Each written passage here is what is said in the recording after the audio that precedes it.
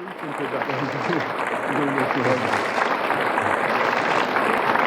thank you, dear friends. Please stand.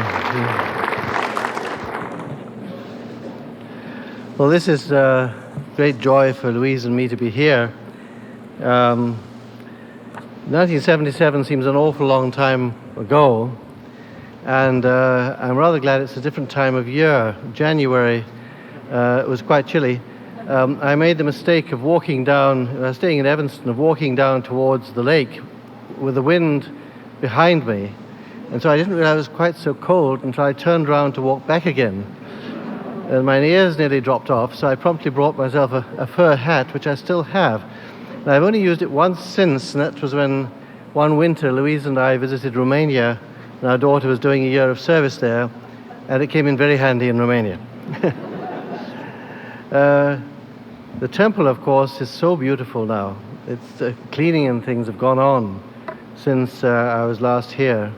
It was marvelous then, because I remember coming down this same road, and it was in the dark, and the temple was floodlit, and it was covered in snow. So my first visit to the temple was also a magical experience, and I'm so glad that Louise had a similar one at a different time of year. Now, when the reason for our coming to the United States was to attend the ABS conference in Seattle. It was the first ABS conference either of us have ever been to, either the North American one or any other ABS conference in the world. And it came up sort of as a last-minute idea, and we had a few days left over from our holiday of the previous year and thought this was too great an opportunity to miss, both to attend the conference and also give me a chance to bring Louise to Wilmette to see the National Center. So our plan was, on our way back from Seattle, we'd sort of sneak into Wilmette and visit the temple, and perhaps if there was a fireside on, attend a fireside. But then that didn't work out quite that way, and I was asked to speak to all you wonderful friends. So I was wondering what to talk about, and it occurred to me that some words about the question of, or the subject of interpretation could come in handy. By the way, can you all hear me with the fans and things? Okay, good. No? Oh. So I'll try to be a bit louder, shall I? Does that work? No? Oh. Fans, okay. I'll try to be even louder.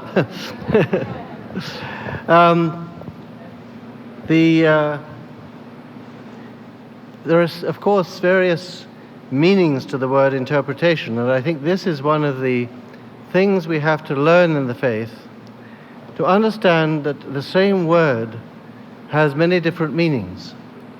Language is a poor thing when compared with what God wants to tell us.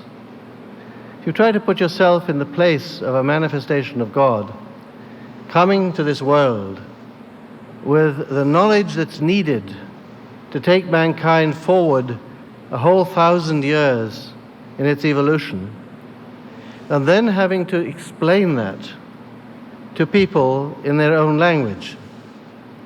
It wouldn't help to use another language because we wouldn't understand a thing. So he has to use the tools that we can benefit from to convey these incredible truths to us. And he does it with the greatest divinely guided skill one can imagine. So we must beware of wishing that he'd been more simple. There's a story from many years ago of the great dancer Pavlova. And she had just danced some magnificent dance. And someone asked her to explain in a few words what she had meant to convey by this dance. And she said, if I could have explained it in a few words, I would not have gone to the trouble of dancing it. This, I think, is what we must bear in mind when we're reading the writings. Baha'u'llah is not being purposely obscure or purposely complicated. He is doing the best he possibly can to get incredible truths through our thick skulls. and he has to use the words at his disposal.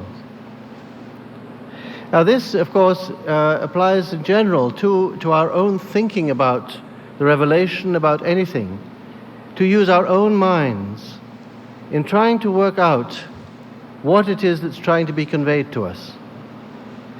There's been a change in the use of language in the past few decades, and it's a very significant one. When I was young, when you wanted to try to understand what someone was telling you, you said, "What are you getting at?" Nowadays, one tends to say, "Where are you coming from?" And it's a very significant difference. The first question is concentrated on the essence of what the person is trying to explain. The second one looks right past what he's trying to explain to try and understand why he's saying it. Now, that's not wholly bad, but it does rather imply that he's not in control of his own speech, that something in his makeup is what causes him to say that. I think we must remember not only to work out where the person's coming from, but what is he trying to get at?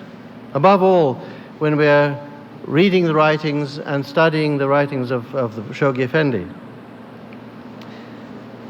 Now, there is, of course, a hierarchical level between interpretation, the authoritative interpretation of the Guardian, and the authoritative legislation of the Universal House of Justice.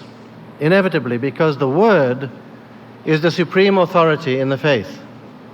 And the Guardian, or Abdul-Baha, the interpreter, is the voice of that word. So the Guardian, in one of the functions of the Guardian, is to define the sphere of the legislative action of the Universal House of Justice. Now, we should not make the mistake of thinking that without the Guardian being here, the House of Justice will therefore step outside its area of jurisdiction, because the Guardian himself has written that neither the Guardian nor the Universal House of Justice ever can or will infringe on this jurisdiction of the other. What I think it can mean is that there are areas where the House of Justice might have been able to legislate, where now it won't, because it isn't 100% sure. It can't say to the Guardian, is this within our area of jurisdiction? So the House of Justice may hold back from making decisions in areas where, if we had a Guardian with it, he said, yes, go on, go ahead. And I'll give you an example of this. As you know, in both Christianity and the Baha'i faith, murder is prohibited. The question then arises as to whether abortion and euthanasia are permissible or not. Now, the Roman Catholic Church has quite definitely decided that both come under the heading of murder. It's impossible. What would we have done in the Baha'i faith in looking at that question? Fortunately, the Guardian has interpreted both issues. On August the 25th, 1939, he wrote, and these, by the way, are a series of interpretations on which the House of Justice had to build. He said, the practice of abortion, which is absolutely criminal, as it involves deliberate destruction of human life, is forbidden in the cause. Regarding mercy killings, this is also a matter which the Universal House of Justice will have to legislate upon. Now, that's a very interesting combination of things. He says abortion's prohibited, but he also has it as one of the things the House of Justice has to legislate on. Then on the 13th of November 1940, he said, regarding the practice of abortion, as no specific reference has been made to the subject in the writings of Baha'u'llah, it devolves upon the International House of Justice to definitely pronounce upon it. There can be no doubt, however, that this practice, involving as it does the destruction of human life, is to be strongly deprecated. Then, on the 20th of October 1953, as there is nothing specific in the Baha'i writings on the subject of abortion, it will consequently have to be dealt with by the International House of Justice when that body is formed. Now, this is a very interesting combination of three interpretative statements. And you might say that because he's left it to the House of Justice, okay, that's the final decision. But the earlier interpretations are like soul-shaking hints to the House of Justice as to the way the wind's blowing.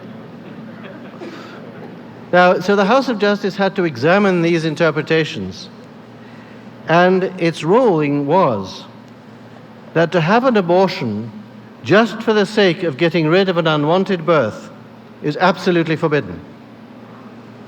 But that there may be cases in which abortion would be permissible. And it's become clear later that these are medical cases the House is thinking about. And this is for the House of Justice to legislate on. Pending such legislation, the decision is left to the consciences of the individuals concerned in the light of the above principles and of expert medical advice. Now you see how this is a progression of quite clear legislative decision in an area which is of very intimate human concern, but which also depends very greatly, not merely on knowledge of the teachings, but on scientific understanding, on medical advice. Now, another area concerns the obligatory prayers. In the 13th Glad Tidings, Baha'u'llah states, all matters of state should be referred to the House of Justice, but acts of worship must be observed according to that which God hath revealed in his book. And on one occasion, one of the believers wrote to the House of Justice and asked it to designate a prayer which could be said for the Universal House of Justice, because we had a prayer for the guardian, you know. And on that occasion, the House of Justice referred to this text and said that it is impossible for the House of Justice to answer this sort of question, that it couldn't designate a prayer for itself. But you might have thought also that anything to do with the obligatory prayers would also have been beyond the jurisdiction of the House of Justice, except that the guardian had written that matters of detail that are obscure in the obligatory prayers are for the Universal House of Justice to rule on. So you see what I mean by saying there may be areas the House wouldn't go into, which if you had a guardian, we'd have said, okay. In this case, for example, in the obligatory prayers, what happened many years ago was that the National Assembly, by the way, can you hear in the back? Okay? Yeah. National Assembly of the Near East asked two questions. You know, in one of the prayers, it says, raise your hands twice and say, then you have a verse. And the question was, does this mean you have to say the whole verse each time you raise your hands, or do you raise your hands twice and then say the verse? And the House of Justice, there's a similar question about ablutions for the obligatory prayers.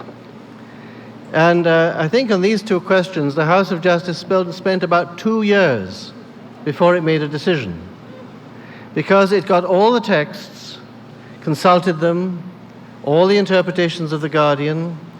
It was quite complex because remember, when Baha'u'llah revealed the Kitab-i-Aqdas, he revealed it in the light of the prayer of 19 rakats. And then after he'd revealed the Kitab-i-Aqdas, he revealed new obligatory prayers. So what reveals to which? You know, what relates to which? So the House of Justice discussed all this, got a whole series of Baha'i scholars to make their opinions, discussed them too, arrived at what it thought would be the correct answer, and sent this back to the scholars and to the International Teaching Center in those days and asked for their reactions. Once it got all their reactions, it examined them all again and then made its decision. Now, on those two questions, in relation to the raise your hands twice and say, the House of Justice said that you can do one of two things. You can raise your hands twice and then recite the whole verse. Or, if you notice, that particular verse begins with two introductory phrases.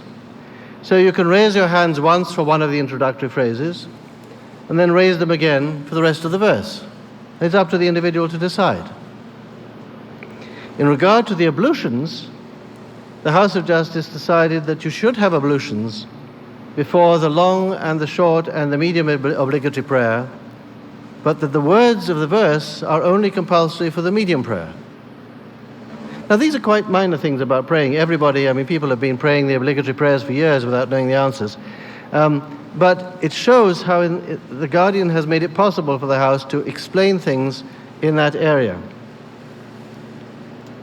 Now, that's a side issue, you might say, the relationship of inspired legislation and the interpretation of the Guardian. What I really wanted to talk about was to give illustrations of the way in which Shoghi Effendi exercised his function of interpreter. And I'll give you some examples. There's the passage in the will, you remember, where Abdul Baha urges the friends to take the greatest care of Shoghi Effendi. And someone asked a question about that. And he said, the answer was, in regards to your questions, what the Master meant in the words you quoted is simply that joy gives one more freedom to create. If the prophets, the Master himself and the Guardian had less problems and worries, they could give forth a great deal more creatively to the cause. When he said that, grow to be as a fruitful tree, he meant that by lifting burdens from the Guardian and trying as much as possible to do our share of the work of the faith, we would help Shoghi Effendi to develop his full powers as Guardian, and through the covenant, the cause would spread its shadow over all men. This we have seen happen in the last 30 years, but that does not mean we must not try to our utmost to help him by our lives and our services. That was written in 1952. Then there's another place where Abdul Baha in one of his tablets refers to the rheum, mucus in the head. And someone asked about that. And the Guardian's secretary answered on his behalf in 1950, the rheum mentioned in the tablet of the Master is symbolic. He means that the people have a spiritual cold and cannot smell the divine fragrance, and that the believers must be the physicians to heal men of these conditions. He is not referring to physical ailments. Then another question. This was answered in 1950. Is questioning the meaning of one of the passages used by the Master. It says, the Master uses this term, quote, the divine reality is sanctified from singleness, unquote, in order to forcibly impress us with the fact that the Godhead is unknowable and that to define it is impossible. We cannot contain it in such concepts as singleness and plurality, which we apply to things we know and can experience. He uses the method of exaggerated emphasis in order to drive home his thought that we know the sun indirectly through its rays, the Godhead indirectly through the manifestation of God. Then another passage in Gleanings that refers to the soul as being a harbinger of the next world. He says the human soul is a harbinger in the sense that it gives us a faint idea of the existence of other worlds, an inkling of the spiritual worlds beyond. Then another image that Baha'u'llah uses in the Tablet of Ahmad. This was written in 1955. It says, the flame of fire, be a flame of fire to my enemies. The flame of fire in the Tablet of Ahmad should be taken figuratively. In other words, we must not tolerate the evil of covenant breakers or enemies of the faith, but be uncompromising in our loyalty, in our exposure of them, and in our defense of the faith. Then there's another passage where Baha'u'llah refers to the faculties of sight and hearing. And this was in 1922. What Baha'u'llah means by the faculty of sight and hearing is a physical faculty, not a spiritual abstraction. He means that we have been given eyes and ears to appreciate what goes on in this world by Almighty God. In other words, we can read the teachings and listen to the message of the Prophet. This is to be taken literally.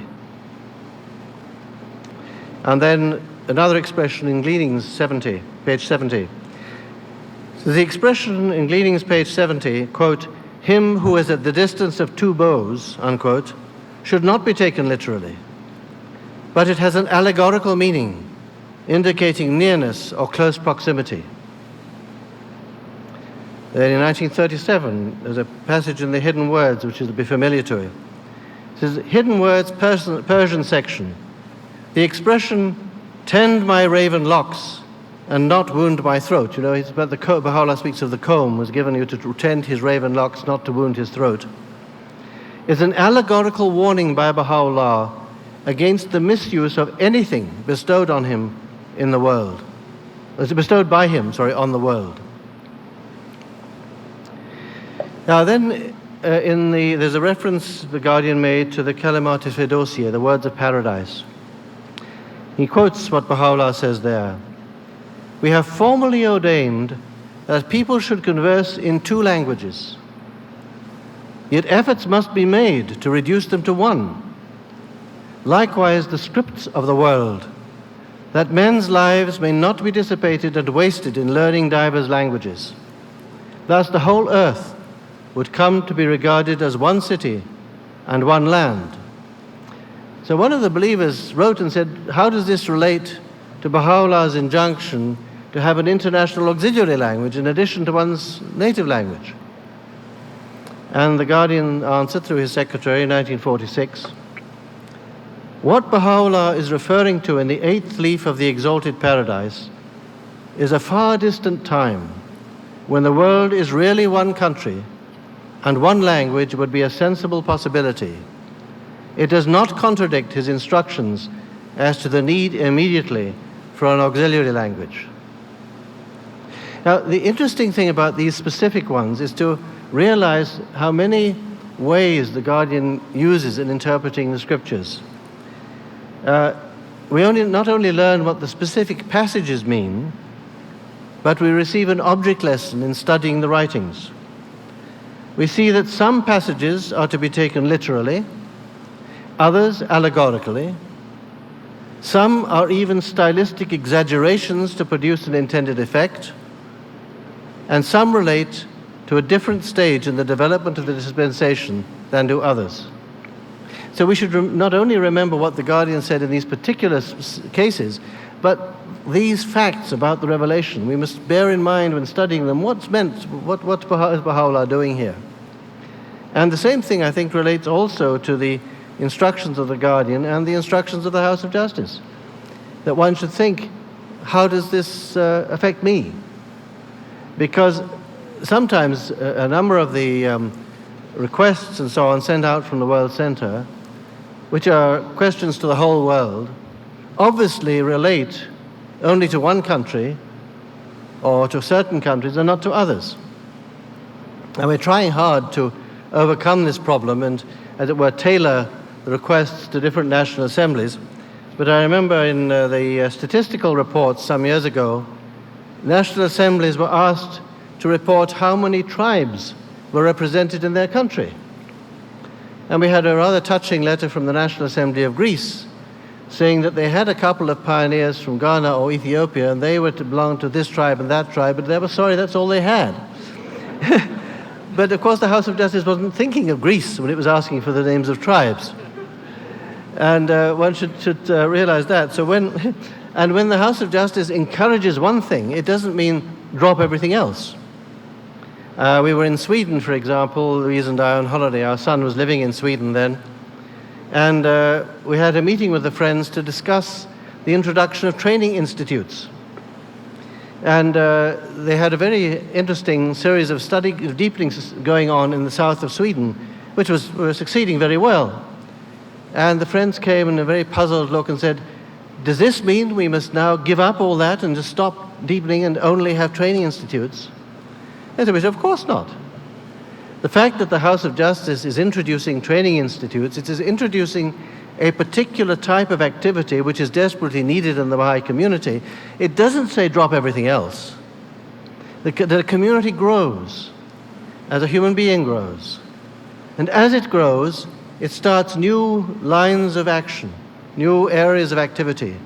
And those which are going well should keep on going well. But when the House of Justice introduces a new line of activity, it's drawing attention to this need. There's a new quality, a new something needed in the Baha'i community. And this is now being introduced. And you have to find a way to do this as well as the other things. Now, it may take over some other things, but not necessarily.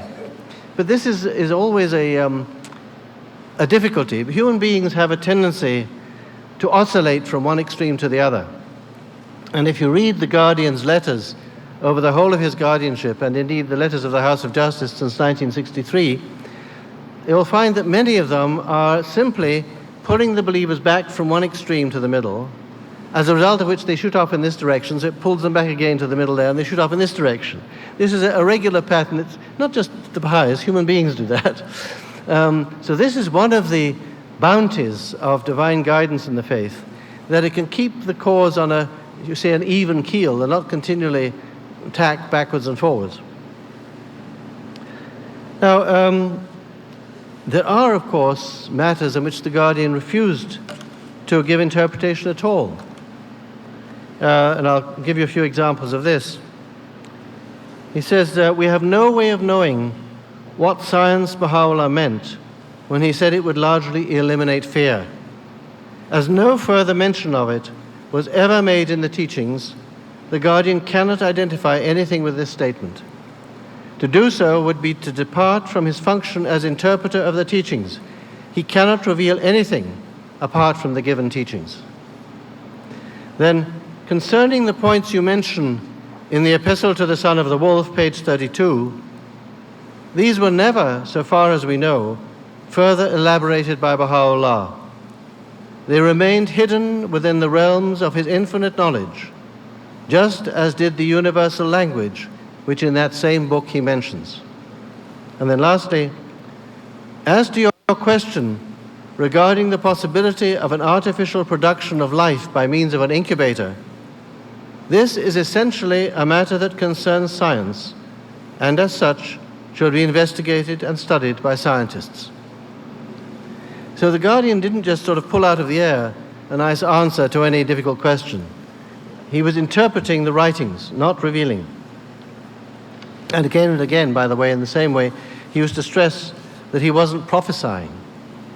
When he spoke about the future, he was indicating tendencies and trends and reading the signs of the times. So don't get upset if something you read in one letter of the Guardian is contradicted by something he said later. And there's a letter, I think way back, where he said that the Mashriq al-Azkar for Mount Carmel would be the third Mashriq al-Azkar in the Baha'i world. You have Ashgabat, this one, and the one on Mount Carmel. But we've got lots of Mashriq al-Azkars now, and there's still no sign of the one in Mount Carmel being built. We have the design, we have it already, we have the land, but this is not the time to build a Mashriq al-Azkar in Mount Carmel. There's another aspect of the Guardian's writings which I think is very beautiful. And it's not just interpreting the words of a thing. It's going beyond the passage in question. And the one that I think is very touching is about the meaning of the short obligatory prayer. Mr. Lacey, asked a question about this. And he says, the meaning of the short prayer mentioned by Mr. Lacey in his letter is simply that Baha'u'llah has put into one brief sentence the very essence of life, which is that we come from one Father and pass on the road of life through tests and trials and experiences so that our souls may grow And the reason for our existence is to learn to know and understand our Creator. As we do this, we will increase our love for Him and will worship Him. This is really the deepest joy that comes to any soul. All others are merely reflections of this happiness, the happiness that comes when we worship the God who made us, our Heavenly Father.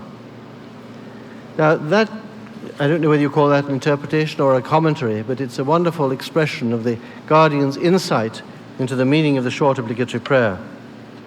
And then again, sometimes the Guardian would develop an entire massive concept from one phrase in the writings. For example, there are two terms in the writings, the Namus-e-Akbar, which means the greater law, and the Namus-e-Azam, the most great law. These just appear in the writings. And the Guardian said that the Namus-e-Akbar, the greater law, is the constitution of the National Spiritual Assemblies, which is a wonderful honor for the National Assembly of the United States, because it was that House of Justice that the Guardian guided in codifying the National Baha'i Constitution. The Declaration of Trust and Bylaws of the National Spiritual Assembly of the United States is the codification of this law, which is a pattern for the entire Baha'i world, just as the local assembly, I think it is of New York, is the codified local constitution for all local spiritual assemblies. And then he said also that the Namus-e-Azam, the most great law, is the constitution of the Universal House of Justice. Now you see, these are colossal administrative and governance-prone concepts, which he drew from these two words, these two phrases in the writings. And of course, there were also ways in which the Guardian limited the sphere of his own authority in interpretation. And you've seen that, I think he says, where is it? Yes, he says, Shoghi Effendi is infallible only when interpreting the words. He considers it heretic to attribute to him a station equal to Baha'u'llah or even to the Master. His station is guardian of the cause of God and the President of the House of Justice, and the interpreter of the words and nothing more. He absolutely disclaims any other station that the friends may, through their great love, wrongly attribute to him. He says, the Guardian's personal powers are not unlimited and are different from those possessed by the Master. But the degree of guidance which God may choose to vouchsafe him is unlimited, as it comes from Baha'u'llah and not himself. Any extraordinary manifestation of knowledge or intuition he might on some occasions demonstrate must not be attributed to his possession of powers akin to the Master's, but rather to a manifestation of the will of Baha'u'llah guiding him for his own reasons on that occasion. The Guardian is infallible interpreter of the Word of God. His words are not the Word of God itself, but his interpretation is as binding as the Word. Now, you know, there are cases when the Guardian would, as it were, in the course of his work, show these extraordinary extra powers which used to impress people no end. But as he's saying, this is not his inherent power. It's when the Baha'u'llah needs to guide him, he guides him. There's a case of one National Assembly that was very disturbed by disunity, and it wrote to the Guardian complaining about the activities of two of its members. And the Guardian wrote back and told the National Assembly to instruct Mr. So-and-so, who was not one of these two, to correct his conduct.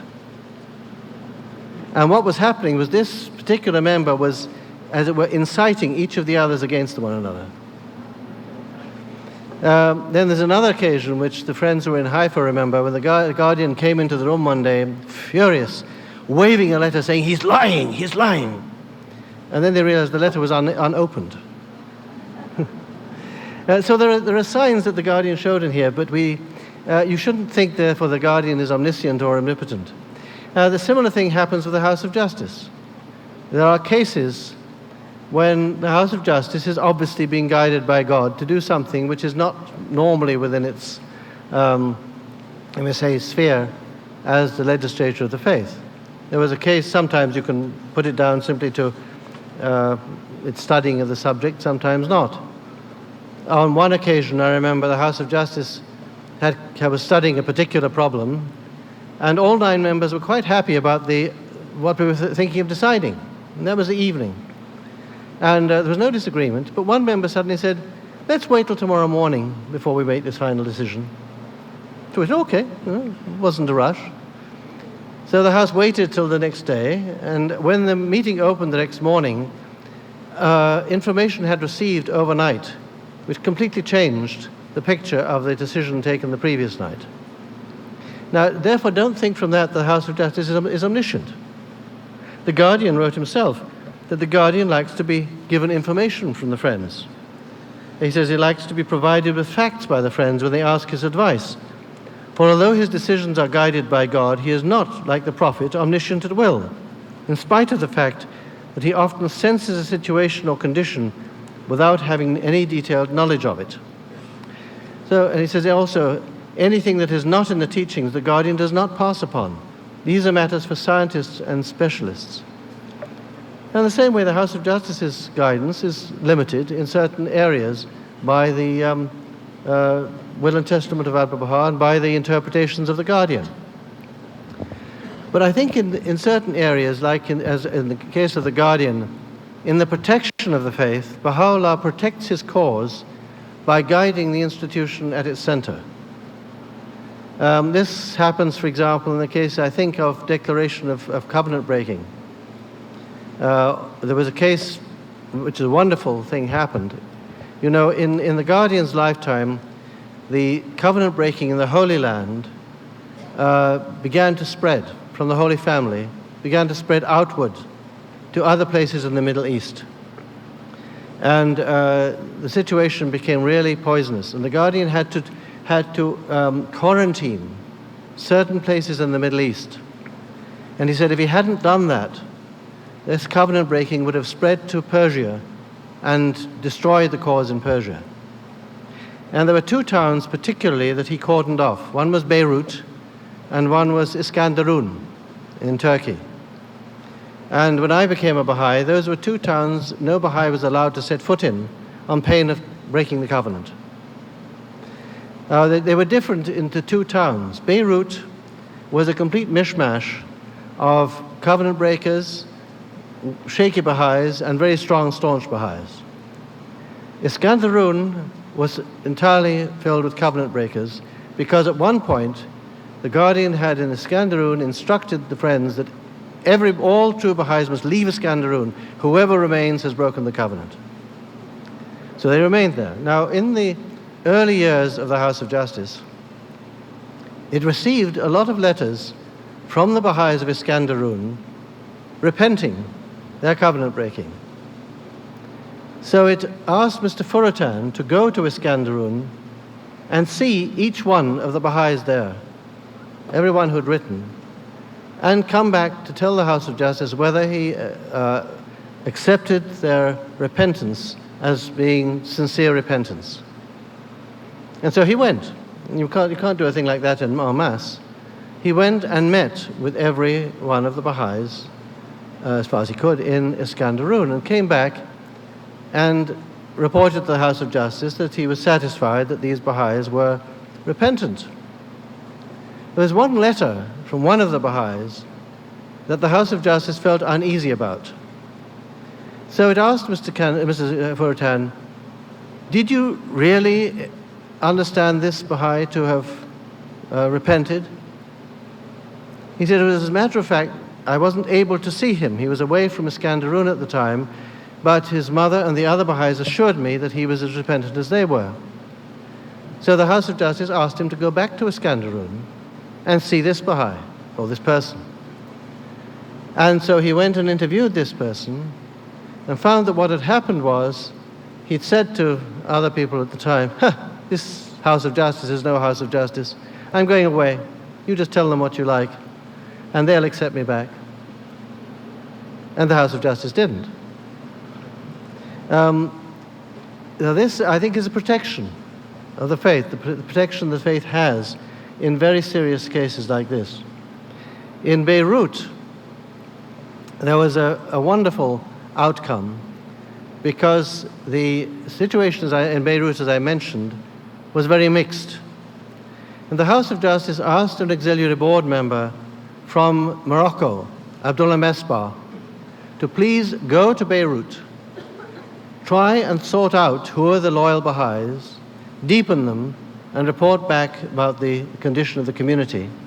And later it asked two other Baha'is, a Mr. Adel Parvar and a Mr. Zahrai, to join him. In later years, Mr. Zahrai, alas, was kidnapped by terrorists, and we don't know what happened to him. But these three very devoted Baha'is went to Beirut and sorted out that situation. And they were able, a number of the former covenant breakers repented, the loyal Baha'is stood up loyally, and the remaining covenant breakers were clear they were out of the faith.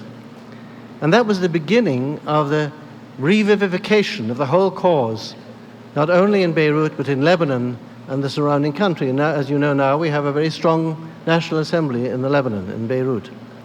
So these were things that happened and gave the House of Justice great joy in the early years of its existence. That these two centers of disaffection, you might say, were, in other words, brought back into the cause. In Iskenderun, it's a very strong local assembly in Turkey now, and the Baha'is have gone around, their families have spread, and the whole smear of covenant breaking is gone. So this is a thing we must bear in mind also when we're thinking of what the House of Justice instructs. Try to understand what it means, and also bear in mind that you can't be too, shall we say, legalistic about whether or not you should obey it. The Guardian said the same thing. He says, without such an institution as the guardianship, the means required to enable the faith to take a long... Oh, sorry, that's not the one, sorry. Where are we?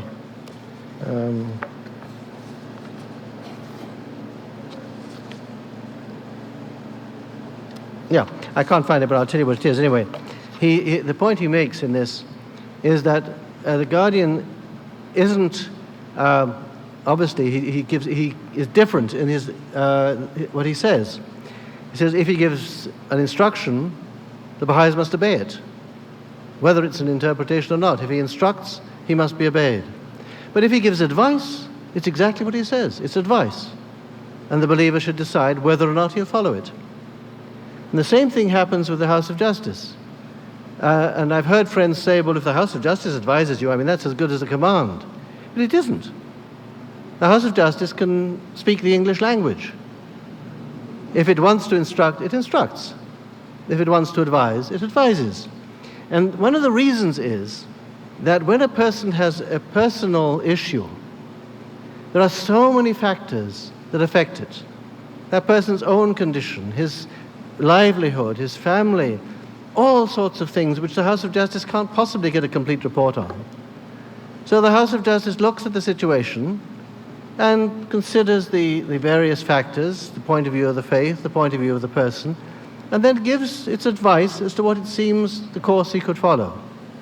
But it understands this person has other knowledge which it doesn't have, and he should use that knowledge and decide wisely what he thinks is the right course to follow in light of that advice. So take the wording of the House of Justice to be what it seems to mean. If the House of Justice really wants to give a command, it'll give it. It tries not to, too often. There was a case back when the persecutions were starting in Iran, when some of the Persian Baha'is in one of the communities of Europe were getting very agitated about Khomeini and were beginning to act strongly in support of the Shah and his followers. And this was extremely dangerous for the Baha'is in Iran. And that's the only occasion which I remember where the House of Justice wrote to Baha'is, and he wrote to these Baha'is in this case, or he wrote to the National Assembly and told it to give instruction, tell these friends they must under no circumstances get involved in this political question. If they do, they are spiritually excommunicated from the faith.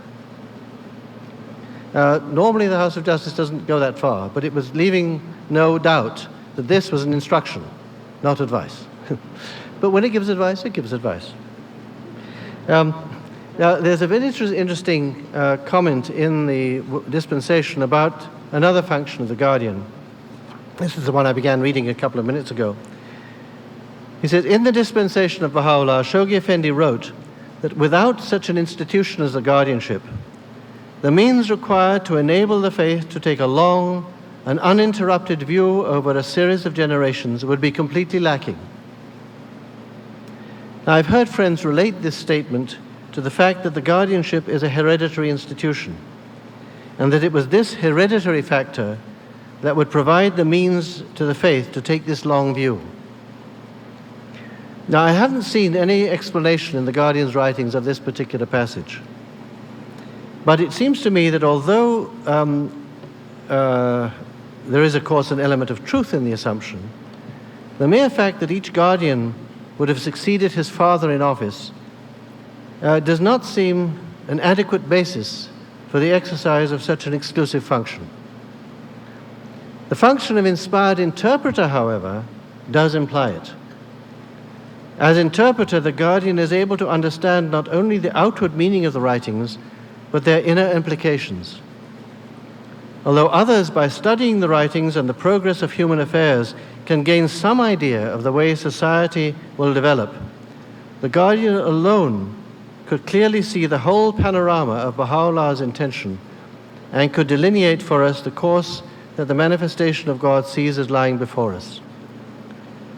So this is done, in fact, in many of his writings, the World Order Letters and God Passes By. And God Passes By is not only a history book. It's a magnificent, although magnificent as history book it is also an inspired commentary on the events it recounts, illuminates the past, challenges us in the present, and gives us a vision of the future. But you can see this is the sort of thing that, in a sense, only the Guardian could do. And if you read The Century of Light, which the House of Justice recently had written, you'll see the House of Justice is doing something else. In the World Order Letters, the Guardian is throwing out the future before us, in many ways delineating what's happening. What the House of Justice is doing in Century of Light is looking back at this past century and commenting on how this is seen according to the writings and the teachings of the faith. I don't think the House of Justice is ever going to write anything like the World Order Letters, because it goes forward sort of blind, in a sense, apart from what it's got from the Guardian and the Baha'u'llah and the Abdul Baha. You know, I think the Greeks it was who saw time as history as walking backwards. Now, as you look back at what you can see, you don't see where you're walking into. Now, we can because of what the Guardian did. So don't ever think that the Guardian's writings about the future of the faith are something that he wrote in 1932 and 1940s, and really those times are all past. These are the Guardian's legacy to us, to guide us into the future as we build the whole world order in centuries ahead. Now, the details we shall see as they unfold. How the administrative order evolves into the world order, we shall see only as time passes and the House of Justice makes its decisions. So we mustn't be too impatient. Little by little, things will become clear, but the great vision has been given to us already by Shoghi Effendi. Thank you.